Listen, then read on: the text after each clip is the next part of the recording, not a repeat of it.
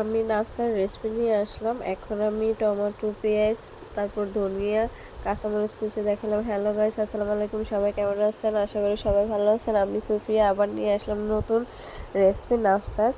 তো নাস্তার আইটেম আপনাদের সাথে শেয়ার করব, এই জন্য নিয়ে আসলাম। আলু আর গাজর কেটে নিলাম, ধুয়ে রেখে দিছি।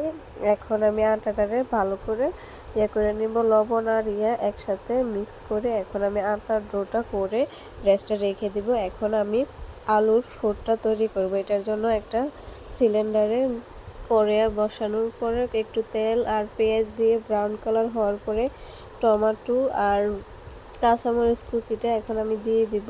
দিয়ে এখন ভালো করে নাড়া দিয়ে মশলাগুলো দিব, পেঁয়াজ রসুন বাটা, আদা বাটা, তারপর লবণ, হলুদ, তারপর একটু ঝাল ঝাল করার জন্য আমি একটু মরিচের গুঁড়ো দিছি, ধনিয়ার গুঁড়া, এইভাবে করে। তারপর রাঁধুনি আর দেশি জিরার গুঁড়া, এগুলো এখন আমি একসাথে মিক্স করে নিব। ভালো করে কষানোর পরে আমি এখন আলুর একটু পানি দেওয়ার পরে এখন আমি ভালো করে একটু নাড়া দিয়ে তারপর একটা টেস্ট হওয়ার জন্য আমি একটা ম্যাজিক মশলা দিয়েছি। দেওয়ার পরে এখন আমি আলু আর গাজরগুলো একসাথে দিয়ে এখন নাড়াচাড়া দিয়ে নিব। এই দেখেন আমারটা হয়ে গেছে, আমি ওইটা দেখেন স্কিপ করে দিছি। এগুলো এভাবে অনেক বড় হয়ে যায় ভিডিও।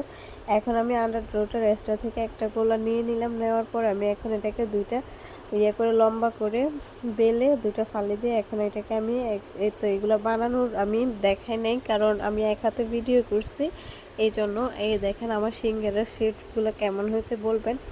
তো আমার যদি মোবাইল রাখার থাকতো তাহলে আমি আপনাদেরকে ফুল ভিডিওটা আমি দেখাতে পারতাম আমি কিভাবে এটাকে ভাজতেছি। তো নেক্সট আমি কখনো কোনো ভিডিও নিয়ে আসলে অবশ্যই আপনাদেরকে দেখানোর চেষ্টা করব এটা কিভাবে করে। তো এখন দেখেন আমার ভাজা হয়ে গেছে। এটা হচ্ছে আমার ফাইনাল লুক। ভালো থাকবেন, আসসালামু আলাইকুম।